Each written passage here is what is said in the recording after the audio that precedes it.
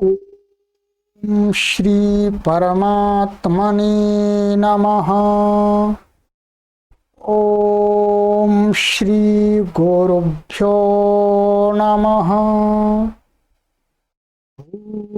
ओम श्री ऋषिभ्यो नमः। ओम असतो मा सद्गमय तमसो मा ज्योतिर्गमय मृत्योर्मामृतं गमय। ओम शांति शांति शांति। सर्वेभ्यो नमः। देववाणी संस्कृतम यूट्यूब चलदृश्यं प्रति भवतां भवतीनां च हार्दं स्वागतम्। मित्रों, त्रैमासिक संस्कृत शिक्षण की लाइव कक्षा संख्या 108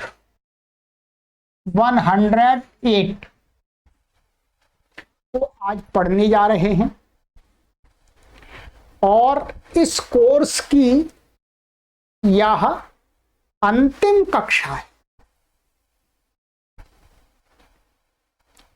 इस कोर्स की ये अंतिम कक्षाएं हैं। इस कोर्स को आज हम समापन करेंगे। जो भी पाठक महानुभाव बिना पुस्तक के सहयोग से जीरो लेवल से, शून्य स्तर से 12 वर्ष से लेकर के 100 वर्ष की आयु के पाठक शुद्ध संस्कृत को लिखना तथा बोलना तथा पढ़ करके समझना अपने घर पर ही बैठे बैठे निशुल्क सीखना चाहते हैं। क्या? निशुल्क। भारत देश में निशुल्क का बहुत बड़ा गौरव है। निशुल्क की बहुत बड़ी महिमा है, इसलिए हमने निशुल्क ही चला दिया। ठीक है, तो ये निशुल्क आप पढ़ सकते हैं। इसके लिए आपको क्या करना है? केवल और केवल देववाणी संस्कृतम यूट्यूब चैनल को सब्सक्राइब करना है और घंटी पर ऑल पर ऑन करना है। बस इतना काम करना है। और प्लेलिस्ट में जाकर के इस कोर्स को पढ़ने के लिए आपको त्रैमासिक संस्कृत शिक्षा, क्या त्रैमासिक संस्कृत शिक्षा नाम का एक कोर्स बना दिया है। उस पर क्लिक करके आप शुरू से लेकर के 1 से लेकर के 108 तक की सभी कक्षाओं को पढ़ करके संस्कृत के अच्छे जानकार बन सकते हैं। ठीक है, इसको पढ़ने के लिए केवल आपको एक कॉपी चाहिए, एक ऐसा रजिस्टर चाहिए जैसा मैंने बनाया रजिस्टर लिख करके आपके लिए, और एक पेन चाहिए। बस इतना चाहिए और कुछ नहीं चाहिए। और अपनी बुद्धि चाहिए और मोबाइल या लैपटॉप चाहिए, कंप्यूटर चाहिए। तो कोई भी पाठक, जो भी पाठक नए जुड़े, जो आज वर्तमान में जुड़ रहे हैं अथवा भविष्य में 100 साल के अंदर जुड़ेंगे, 100 साल के बाद जुड़ेंगे, सभी के लिए। इसके साथ ही दूसरा निवेदन ये है कि आप इस कोर्स को, पूरे कोर्स को आप देववाणी संस्कृतम ऐप के अंदर भी पढ़ सकते हैं। देववाणी संस्कृतम ऐप को आप कैसे प्राप्त करेंगे? इस वीडियो के डिस्क्रिप्शन में हमने देववाणी संस्कृतम ऐप का लिंक रखा हुआ है। उस डिस्क्रिप्शन में आप लिंक पर क्लिक करके प्ले स्टोर से आप देववाणी संस्कृतम ऐप को डाउनलोड कर लीजिए। उसके अंदर कोर्स बना दिया गया है त्रैमासिक संस्कृत शिक्षा नाम का, तो वहां पर पढ़ सकते हैं आप। ठीक, ऐप के अंदर और भी अनेक कोर्स बनाए हुए हैं। ठीक, चलिएगा। कोई कठिनाई आपको होती है तो आपकी सेवा में हम इस नंबर पर व्हाट्सएप पर उपस्थित हैं। आप हमसे कभी भी संपर्क कर सकते हैं। ठीक है, आप कॉल ना करें, आप व्हाट्सएप पर ही हमको जो भी समस्या है, आपको कुछ क्या समझ में नहीं आ रहा है वो पूछ सकते हैं। ठीक है, चलिएगा अब चलते हैं आगे कक्षा में।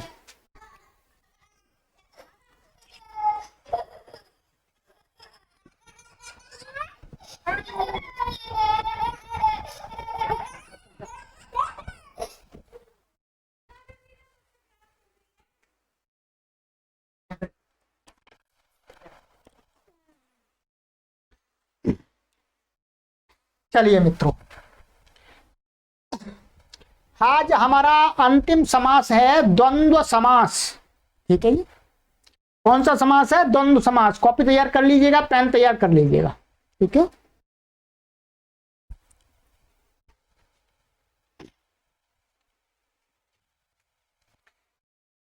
लिखिएगा।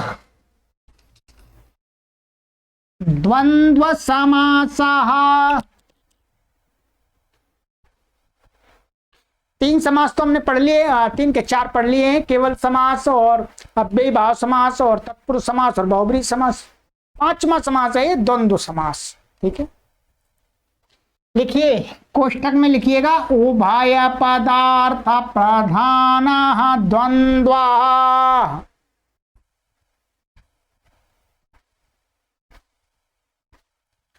उभय पदार्थ प्रधान द्वंद्व।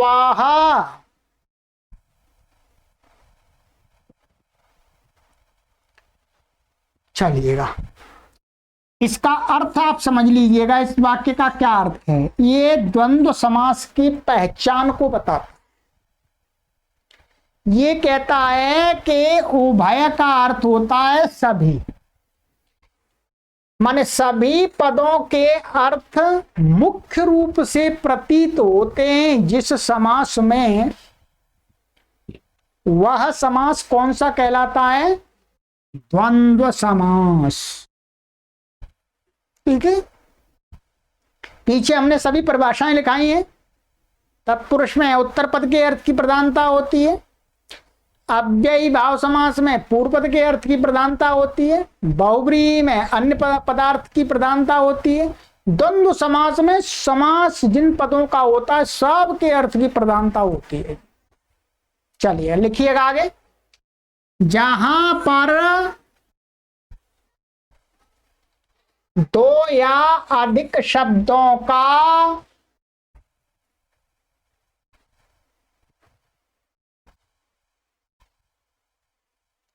इस प्रकार समास हो,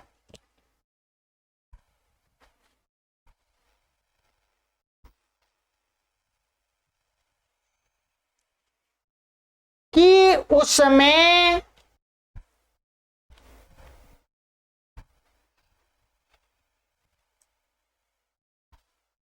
ये इन्वर्टेड में लिख लीजिएगा, बीच में च, पुस्तक में लिख लीजिएगा और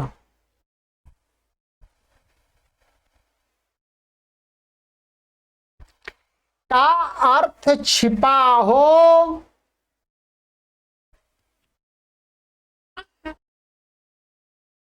तो वह द्वंद्व समास होता है।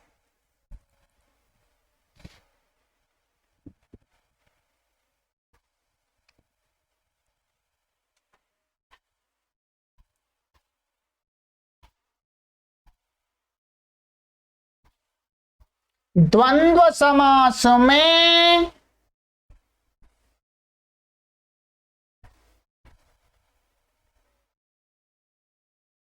सभी पदों का अर्थ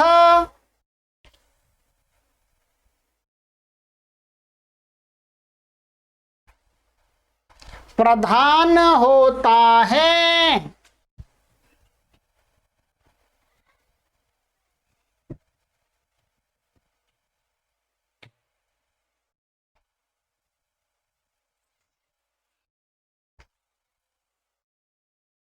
द्वंद्व समास साधारणतया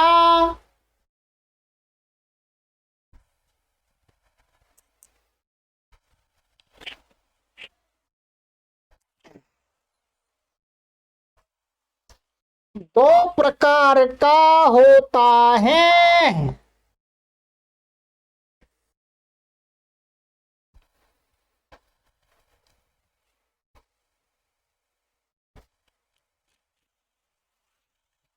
नंबर 1,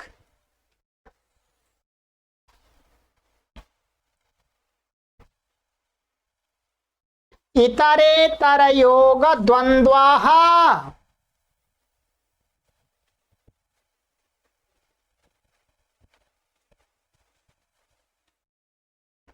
नंबर 2,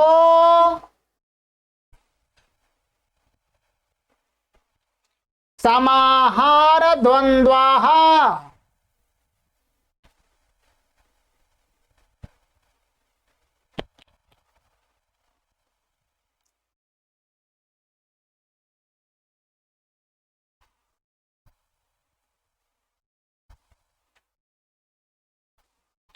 चलिएगा, अब इस बात को समझ लीजिएगा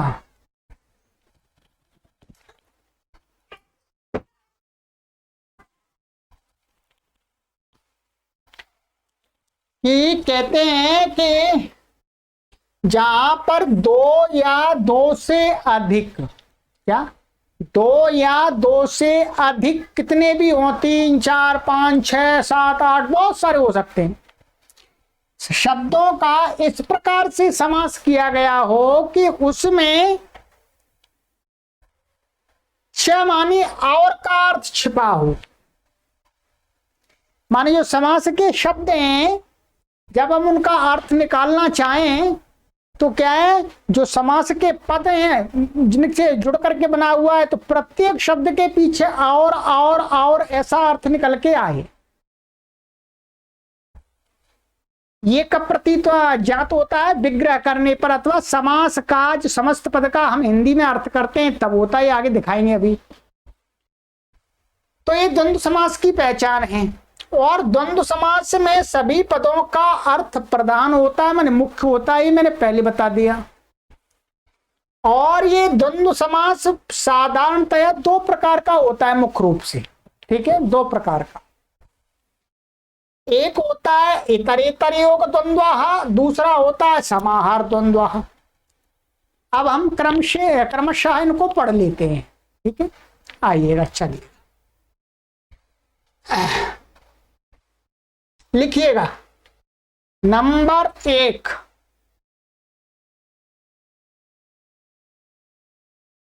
इतरेतर। इतरेतर योग द्वंद्वाः,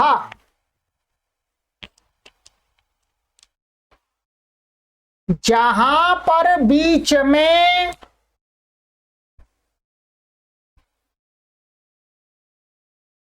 और का अर्थ होता है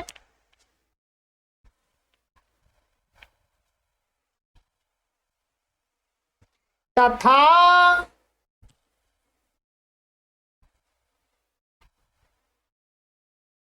शब्दों की संख्या के अनुसार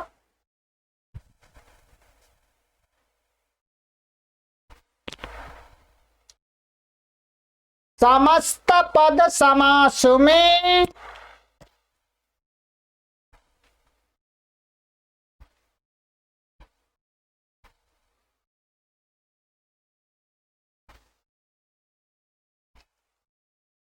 वचन होता है।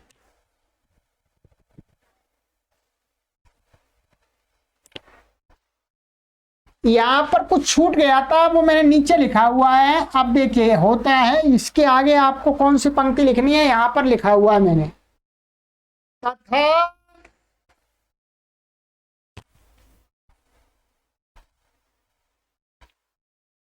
अंतिम शब्द के लिंग के अनुसार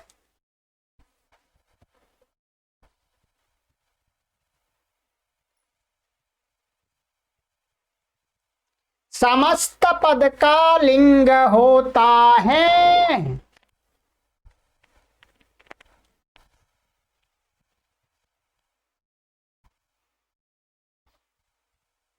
ठीक है, ये हो गया। फिर वहीं चलते हैं, अब यहां पर फिर दोबारा फिर यहीं से चालू करते हैं। विग्रह करने पर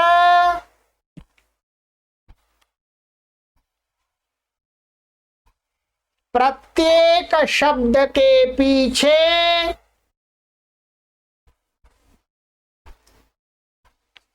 च प्रयोग किया जाता है।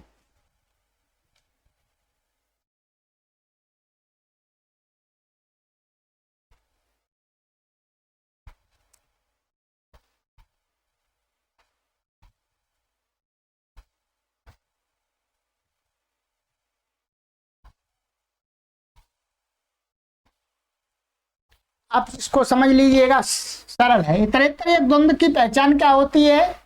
यहाँ पर बीच में च का अर्थ माना और अर्थ आता है। ये तो दोनों में होता है, समार में भी होता है, द्वंद्व में भी, इतरेतर में भी होता है, समान रूप से होता है। और इसमें जो समास होकर के जो शब्द बनता है उसका वचन कितना होता है? यदि दो शब्द हैं तो द्विवचन हो जाएगा, दो से अधिक शब्दों का समास हुआ है तो बहुवचन हो जाएगा। ठीक है क्या?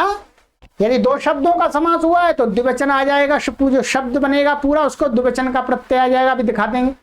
और बहुत हैं, दो से अधिक शब्दों का समास हुआ है, 3 का, 4 का, 5 का, तो बहुवचन प्रत्यय आए, बहुवचन अंत में बनता है। इसके अलावा जो पूरा समास बनता है उस पूरे समस्त पद का लिंग क्या होता है? किसी में एक शब्द पुल्लिंग आ गया और एक नपुंसक लिंग आ गया तो कौन सा लिंग होगा मिलकर के दोनों समास का, उस पूरे का? तो इसके लिए मैंने आपको ये फिर लिखा दिया कि जो समास होता है उस समास में जो अंतिम शब्द होता है, क्या जो अंतिम शब्द होता है उस अंतिम शब्द का जो लिंग होता है वही पूरे समास का लिंग बन जाता है। ठीक है, क्या बन जाता है? पूरे समास का लिंग बन जाता है। बस इतना ही समझना है। अब इसमें उदाहरण देख लीजिएगा। उदाहरण मैंने आपके लिए 2-3 उदाहरण रखे हुए हैं। उदाहरण इसके बहुत बनेंगे, आपको अभ्यास करेंगे तो बहुत बन जाएंगे। देखिए, रामश्च कृष्णश्च राम कृष्णौ। अभी क्या है? 4 हमें संधि कर दिया, राम च कृष्ण च, संधि करके रामश्च कृष्णश्च। दोनों शब्दों के पीछे च आ रहा है। अब समास करने पर क्या बना दिया? राम कृष्णौ। ये 2 शब्द हैं इसलिए हमने द्विवचन कर दिया, राम कृष्णौ। क्या? राम कृष्णौ। अब ये क्या है? अंतिम शब्द ये इसमें दोनों ही पुल्लिंग है, इसमें कोई परेशानी नहीं है। परंतु ये जो पुल्लिंग है वास्तव में कृष्ण शब्द पुल्लिंग है, इसलिए पुल्लिंग बना है। ध्यान देंगे, पुल्लिंग बना है। यदि ये नपुंसक लिंग होता तो ये फिर नपुंसक लिंग बन जाता, ऐसा नहीं बनता। अभी तो पुल्लिंग में राम के समान रूप चल रहा है, कृष्ण के चलते हैं वैसे चल रहे हैं, कृष्णा है, कृष्ण वो कृष्णा। अब देखिए, राम कृष्ण का क्या अर्थ होता है? राम और कृष्ण, बीच में और आ गया, माने राम कृष्ण बोलने से दोनों का बोध होता है, राम का भी बोध होता है, कृष्ण का भी बोध होता है। ठीक है, ऐसे कहें राम कृष्ण आगच्छतः, तो क्या अर्थ में प्रतीत होगा? राम और कृष्ण दोनों आ रहे हैं, कोई एक नहीं आ रहा, दोनों आ रहे हैं। तो दोनों शब्दों के अर्थ की प्रधानता हो गई है, यही बात बताई थी आपको। है? जैसे राज्य पुरुषा में, राज पुरुषा में क्या है? पुरुष आता है ना कि राजा आता है? राजा नहीं आता, पुरुष आता है। परंतु यहां पर दोनों अर्थ के, दोनों पदों के अर्थ की प्रधानता होती, इसलिए दोनों आते हैं।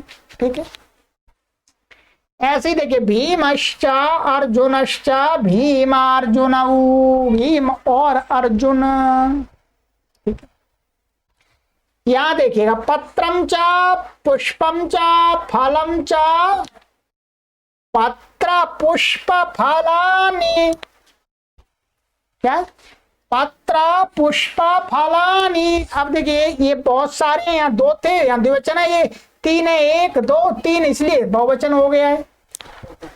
और ये जो अंतिम शब्द है ये है, तो इसमें सारे शब्द नपुंसकलिंग हैं, परंतु हमें सभी को नहीं देखना, अंतिम को देखना। ये अंतिम शब्द कैसा है? नपुंसकलिंग है, इसलिए ये नपुंसकलिंग में रूप चलेगा गृहम के समान है। पत्र पुष्प फलानी ऐसा चला है, ध्यान देंगे। अब मैं आपको और क्लियर कर देता हूं ये वाली बात। जैसे मानिएगा हम करते हैं रामश्च रामाच, ऐसा हम दो करते हैं, रामाच। माने ये तो पुल्लिंग है, ये स्त्रीलिंग है, दोनों का समास करेंगे तो क्या बनेगा? राम रामे रामे। ये ध्यान दीजिए, देखें राम रमे बनेगा, क्योंकि अंतिम शब्द स्त्रीलिंग है, तो स्त्रीलिंग का ये स्त्रीलिंग रहेगा पूरे का शब्द का लिंग। अब स्त्रीलिंग में राम रमा, तो रमा का द्विवचन में क्या बनता है? दो हैं तो द्विवचन आएगा। रमे तो राम रामे। अब क्लियर हो गया आपको? हो गया। यदि मानिएगा आप यहां पर राम को हटा दीजिएगा, यहां राम को नहीं, रमा को रामश्च और गृहम च, ऐसा मान लीजिए गृहम च, क्या बनेगा? राम गृहे। नपुंसकलिंग में क्या बनता है? गृहम गृहे। तो ये नपुंसकलिंग बन गया, ये नपुंसकलिंग है, तो ये पूरा समस्त पद क्या होगा? नपुंसकलिंग हो गया। और अब इसका उल्टा कर लीजिएगा, मैं आपको क्लियर कर देता हूं पूरा। देखिए ऐसा कर दीजिएगा, गृहम च राम च। अब क्या बनेगा? अब बाद में न पुल्लिंग शब्द है तो क्या बनेगा? गृह रामाऊ, गृह रामाऊ, ये बनेगा। अब पुल्लिंग बन गया, अंत में पुल्लिंग है इसलिए। तो इस प्रकार से आपको विशेष रूप से ध्यान रखना है कि अंतिम शब्द का जो लिंग होगा उसके अनुसार पूरे समस्त पद का लिंग होता है, और उसका भी स्त्रीलिंग पुल्लिंग है तो राम के समान रूप चलता है, स्त्रीलिंग है तो कैसे चलता है बोलो? रमा के समान, और नपुंसकलिंग है तो गृहम के समान। कैसे? ये उसकी बात कर रहा हूं मैं, ह्रस्वकारांत, और ये ह्रस्वकारांत पुल्लिंग और नपुंसकलिंग। और भी शब्द जो कोई पुल्लिंग शब्द केवल ह्रस्वकारांत नहीं है, एकारांत भी है, ईकारांत भी है। मानिएगा हम इसको ऐसा कर देते हैं, आइएगा देखिएगा, राम च हरि च, तो क्या बनेगा? राम हरि। क्या बनेगा? राम हरि। अब ये दोनों पर, ये हरि का हरि ही हरि, तो अंतिम शब्द के अनुसार रूप चलेगा। मुख्य रूप से मानिएगा आप राम के समान, गृहम के समान और रमा के समान छोड़ दीजिएगा, उससे आपको थोड़ा कंफ्यूजन हो रहा है, उसको छोड़ दीजिएगा। अंतिम शब्द का जिस लिंग का उसका जैसा रूप चलता है वैसा ही रूप चलेगा, वचन शब्दों की संख्या के अनुसार होगा। बस ये इतना आप समझ जाएंगे तो ये आप इतरेतर योग द्वंद्व के मास्टर बन जाएंगे, कोई कठिनाई नहीं है। ठीक है, चलिए अब आते हैं अंत में, समाहार द्वंद्व। अब समाप्ति पर चल रहे हैं मित्रों। आनंद आ रहा होगा आपको, बहुत दिनों से मैं आपको बहुत परिश्रम करा रहा हूं, स्वयं भी कर रहा हूं, पहले स्वयं करता हूं। लिखिएगा समाहार द्वंद्व।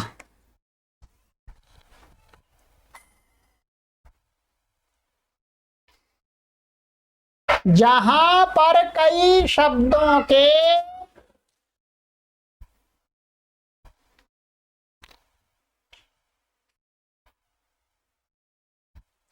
समाहार कोष्ठक में लिख लीजिएगा समूह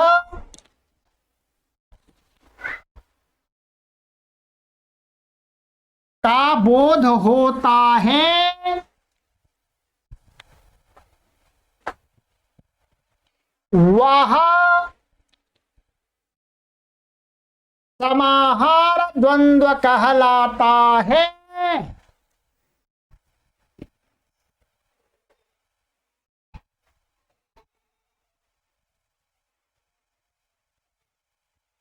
समाहार द्वंद्व में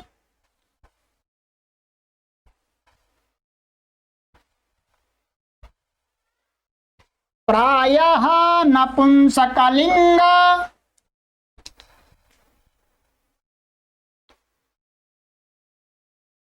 एक वचन होता है।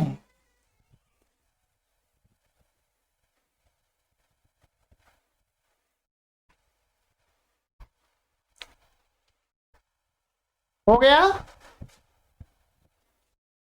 अब देखिएगा, इसमें भी और अर्थ तो होता है, ठीक है, और अर्थ इसमें भी होता है। विग्रह करने पर च भी लगाते हैं, ठीक है, परंतु इसमें क्या होता है, जहां पर कई शब्दों का हम समास करते हैं, उन शब्दों का क्या है, अर्थ जो निकलता है वो पृथक पृथक नहीं प्रतीत होता है, समूह रूप में आ जाता है।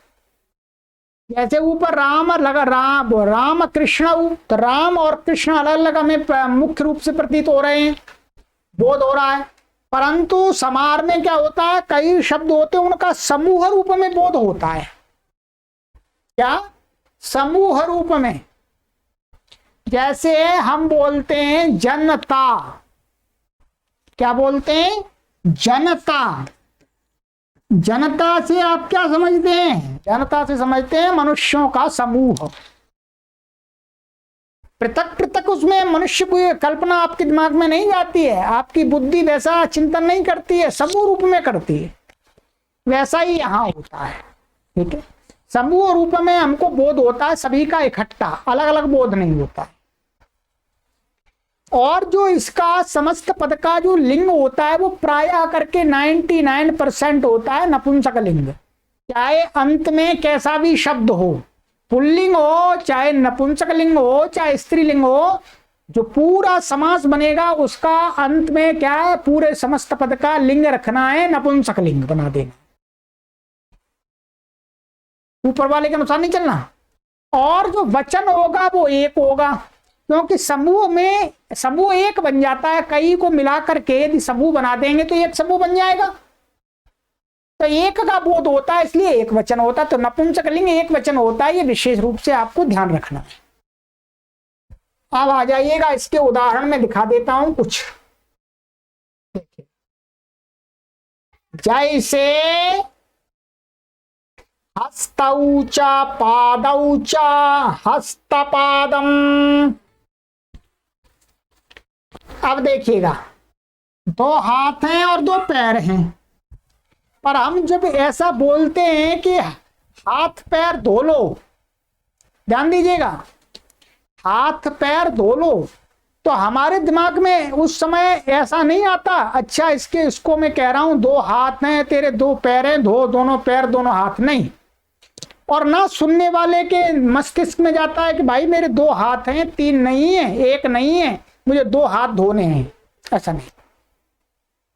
हमने बोला हाथ पैर धो लो और सामने वाला सुन लेता, अच्छा ये हाथ पैर माने पैर और हाथ धो लेता है, मन में कल्पना नहीं करता कि हाथ और पैर मिलाकर के चार हैं, चार को धोना है, ऐसा नहीं सोचता। तो समूह रूप में बोध हो रहा, हस्तपादम माने ये चार थे परंतु चारों को यहाँ समूह में कहा जा रहा, हस्तपादम माने हाथ पैर, नपुंसक लिंग एक वचन हो गया है, ठीक है। दधि चा घृतम चा, दधि घृतम, दही और घी, ठीक है। गावश्चा महिषाश्चा गो महिषम, गाय और भैंसे, भैंसे हैं तो उनको क्या बोलते हैं, गो महिषम। तो ये बहुत सारे गाय और ये हैं, तो भी क्या है बाबा, एक वचन हुआ नपुंसक लिंग में, नपुंसक लिंग बन गया। शीतम चा उष्णम चा, शीतोष्णम, ठंडी और गर्मी। सब जगह आप ये च तो आ ही रहा, देखो च तो है नहीं पूरा पहले की तरह, परंतु यहाँ अंतर आ गया है, समूह रूप का बोध हो रहा है, नपुंसकलिंग एक वचन हो रहा है। चलिएगा मित्रों, ये आपको मैंने पर्याप्त समास पढ़ा दिया, पूरा समास नहीं पढ़ाया है, ध्यान रखेंगे। पूरा समास तो आप व्याकरण की कक्षा में पढ़ सकेंगे। अभी आपका हमने नींव रख दी है, इतने से आप आराम से जो विश्वविद्यालय पाठशालाओं में जो संस्कृत में समास है उतना तो आप आराम से कर सकते हैं, परंतु आप संस्कृत के पंडित बनना चाहते हैं, व्याकरण के पंडित बनना चाहते हैं, फिर महर्षि पाणिनि के अष्टाध्यायी को पढ़ना पड़ेगा। ठीक है, चलिए तो आज इस कक्षा का हमने यहीं पर इति श्री करते हैं, समापन करते हैं। अब मित्रों, हमने बीच में आपको थोड़ा सा कहा था कि परीक्षा लेंगे, पर हम परीक्षा नहीं ली। हमने विचार किया कि पढ़ने दो जी, परीक्षा कोई क्या परीक्षा, अर्थात परीक्षा से कोई आपको डिग्री तो नहीं मिलनी यहां से, और ना डिग्री मिल भी जाएगी तो वो जॉब नहीं आपको करनी। इस दृष्टि से हमने बीच में परीक्षा आपकी नहीं ली थी, आपका समय बचा दिया था। अब अंत में आपके अपने ज्ञान के अवलोकनार्थ, निरीक्षणार्थ कि आपने इस कोर्स से क्या सीखा, अब आपकी एक परीक्षा लेंगे अंत में। ठीक है, आप परिश्रम पूर्वक ईमानदारी से परीक्षा दीजिएगा। परीक्षा का स्वरूप क्या होगा?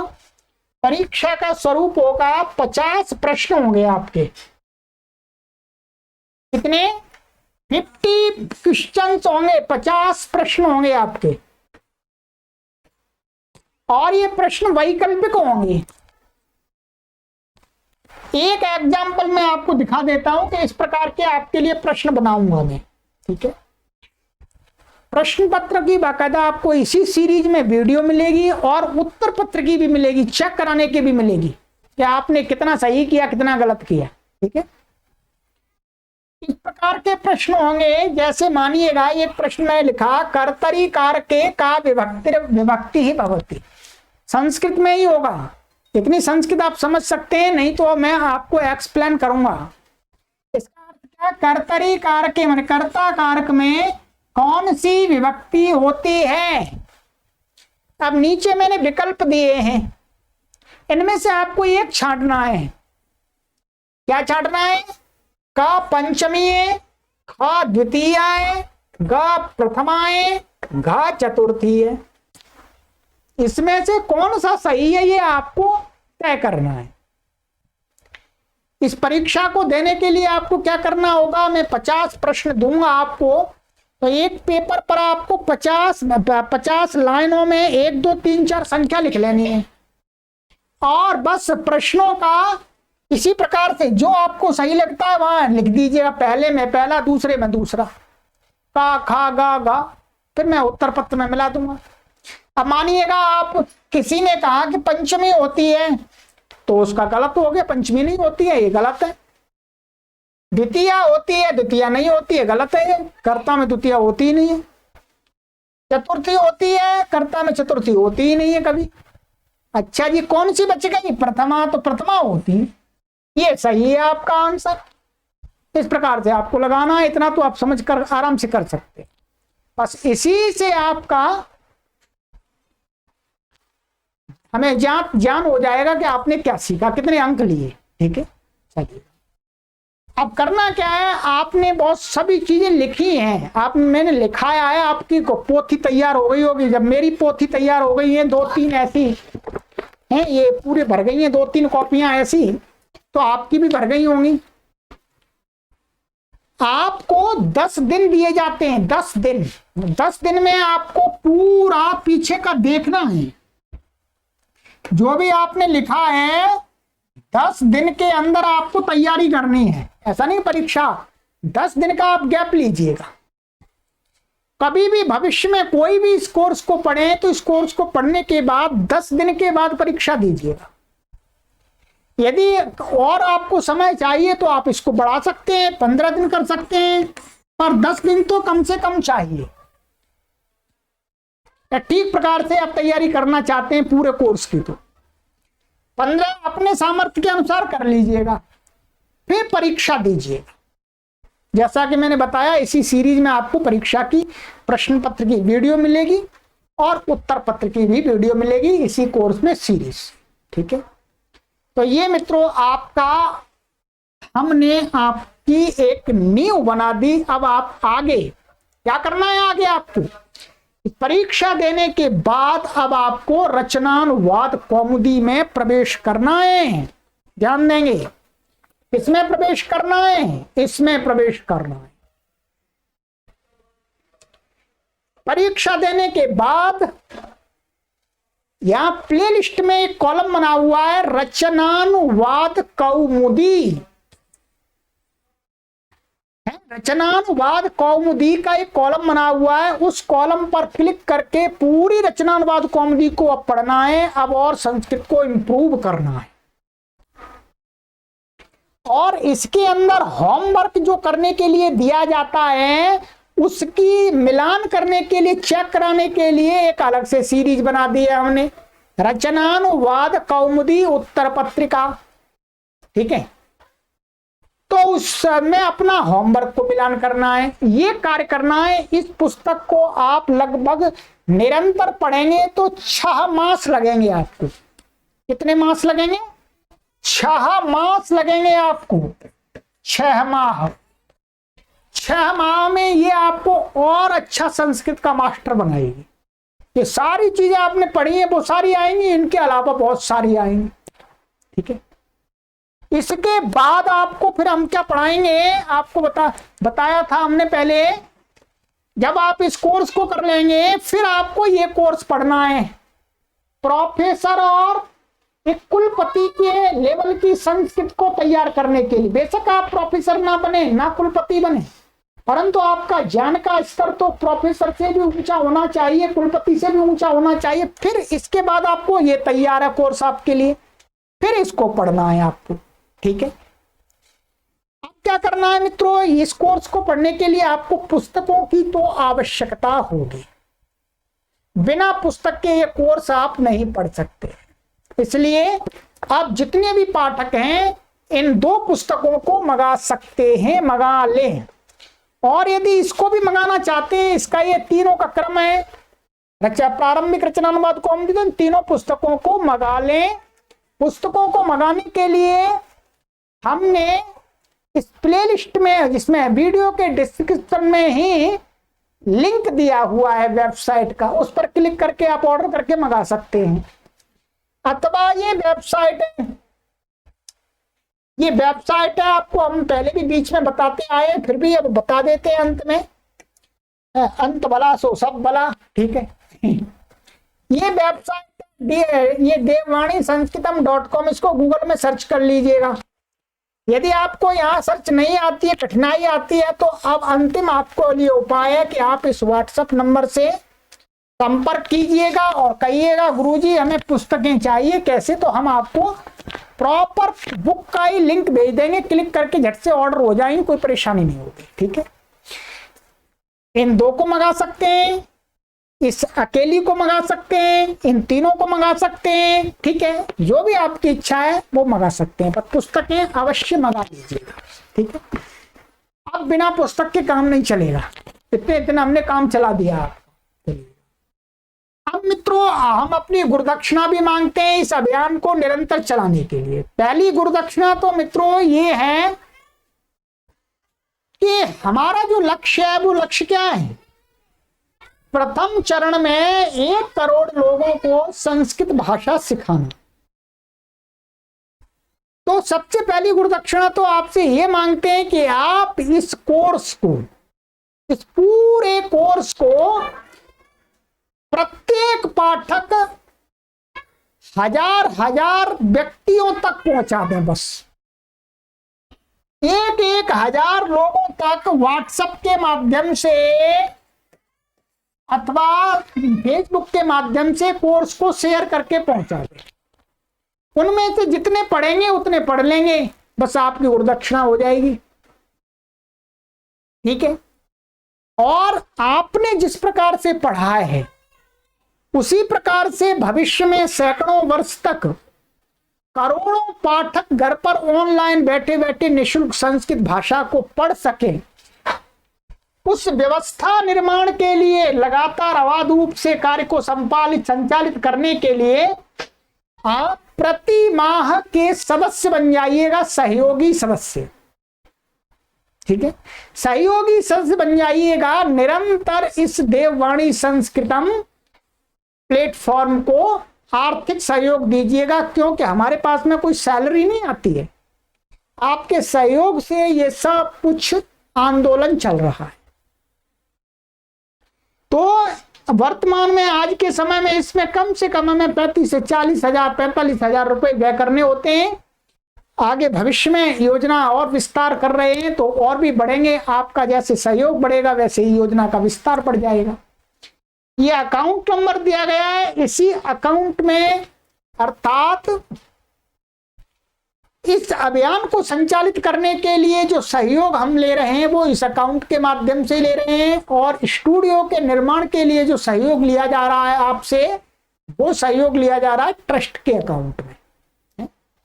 इसमें हमें कुछ सुविधा है, आपके धन का हम पूरी तरह से उपयोग करना चाहते हैं, तदर्थ ये विभाग किया गया है। ठीक है, चलिएगा।